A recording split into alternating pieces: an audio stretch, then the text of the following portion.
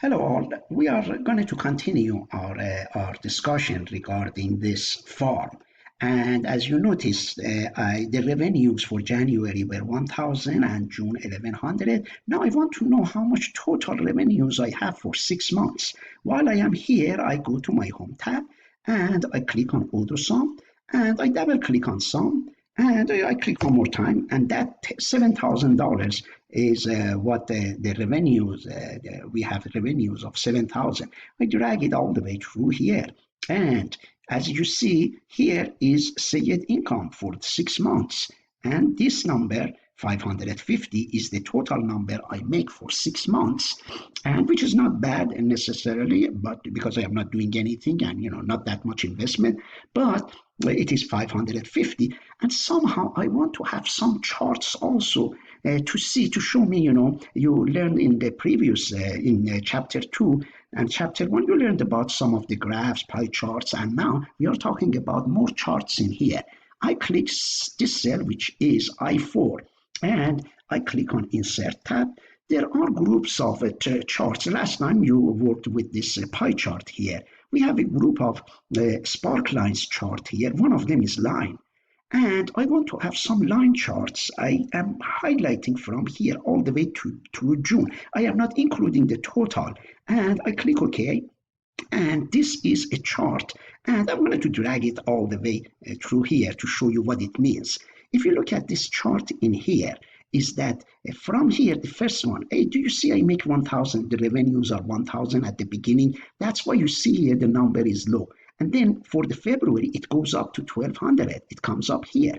Then for March, it drops down. And then it goes all the way in April and in April and May. And then for June, it drops to 1,100.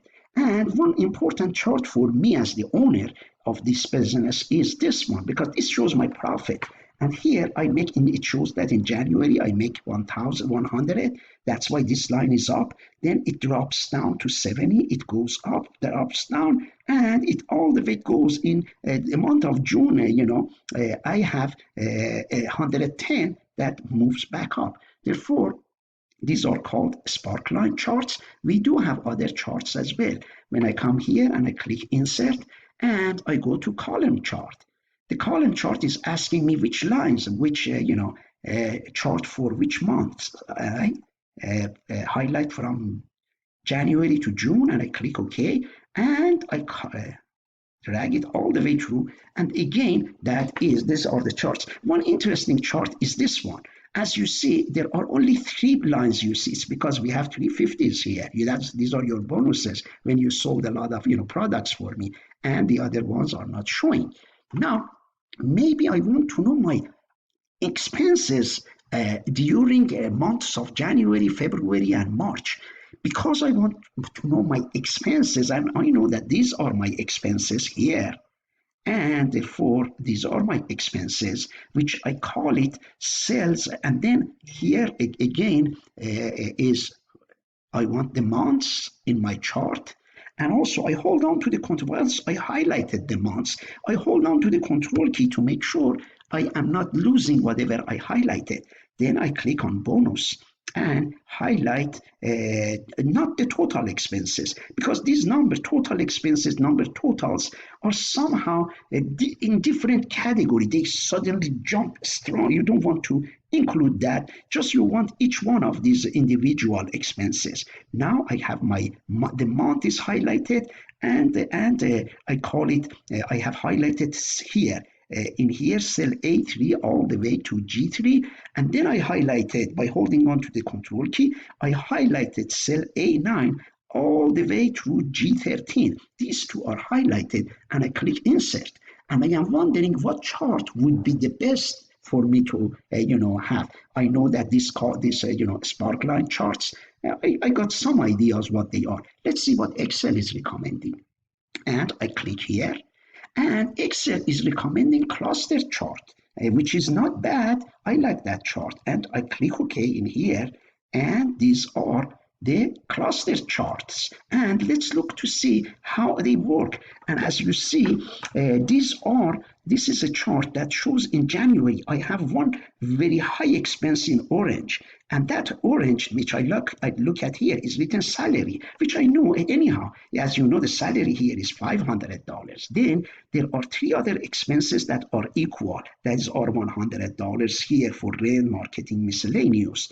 And then on February, I have additional small line here, this blue one, that in January I didn't have. As you can guess, it is the bonus I am giving you. And therefore, this is an excellent chart for me as the owner to look at my expenses to see what are my highest expenses, lower expenses, and that therefore that is a great tool. Now you see that along with this chart, you will get some tools here. And I am going to click on this plus, see what kind of chart elements I can have in here. For example, I can come here and do I want to have an, if you see, what are these? I wish I had a box here that I could put months, because this is month. The x-axis is showing me the months of the year. Therefore, I come to axis, I put a check mark here. And what do I want? I want a horizontal primary. That way, do you see this appeared here? And I can go in here and type months. And then again, I click somewhere outside. One time I click on chart and I click on this plus sign. See what else? It gives me data labels. I can come here, look at here. As soon as I bring data labels, it puts the numbers on top of this. And this arrow tells me I have more options. I can click here. Where do I want my numbers? Do I want them at center, at the end, at the top? And again, data tables. Do I want to have a table under it? Do you see this table puts, I don't want. And error bars. Do I want error bars? And do I want grid lines? And what kind of grid lines I have? Maybe I like vertical. And if I click, no, I don't want vertical. How about small horizontal or primary? Therefore, these are different. And do I want, trend lines? Trend lines is if I click here. And how do I want my trend lines? Therefore, you are familiar with this. Now, I click on the second option here, and to see how I can format a style of chart. Do you like this style or do you want another? These are all kinds of styles for this chart. You like this color? Fine, doesn't matter. You choose any style that you prefer to look at. One thing is going to get confusing is that I don't want to see this long, which is your salary. Can I filter to make sure that the chart doesn't have your salary? I click here and I come here. After I click, therefore, I say I don't want salary to show these orange ones. I click on it, I filter that and click apply. And as you see, the salary disappeared. Now you can see these are January. My January, the three expenses excluding the salary, as you see, each one of them is 101 is for rent, one of them for marketing, one of them for miscellaneous, and for February. Therefore, I put my salary back that you all know. And I click apply, it comes back, and I click here, and I can change the chart to say it for. And that's the name of the chart and months I put here. Therefore, as you see, this is a kind of chart clustered, a vertical chart. Now, we want to show you an interesting feature of Excel, and one of the features that we wanted to discuss is we click on data here, and while we are here is the data tab. And we want to go with what if analysis. And we want to know what it is and what we mean. Do you all see that for 6 months, I make 550? And imagine that instead of 550, I need 650. I am short by $100. What can I do to change my 550 to 650? I imagine that I have this. I'm desperate for having another $100. What can I do in order to have 650 instead of 550? One thing I can do is I can go after your bonus. If I reduce your bonus for $17, if you do it, three, or I don't give you any bonus. If I don't give you any bonus, That means that 550 will be 700 because I get another 150. I get 150 bonus. I can make that to $700. Or I can reduce your salary from 50% maybe to 48%. That hopefully gives me, how can I know? How do I know? How can I change this one to 650? I click what if analysis and I have a goal. My goal in here, I want the cell that you see here, this cell, I want it to be how much? 650. And if I want that to be 650, I am going to give you less than 50%. Let me click here on this 50%. Means I'm going to change this one to something that I don't know. Let's see. I click OK to see what should I change your salary to.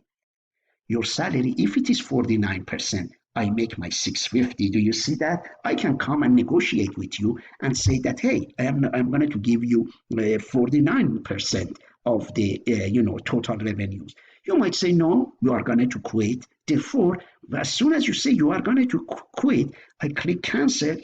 And then I say, let's go ahead and cut back on my miscellaneous. Therefore, I come here. Therefore, I click here. And again, I click on what if analysis. I click goal seek. And I want to change cell 550. And by doing what? I want this cell 550 to become what value? I need $650. And then I want this one miscellaneous to change. And I click OK. Therefore, miscellaneous is supposed to be 9%.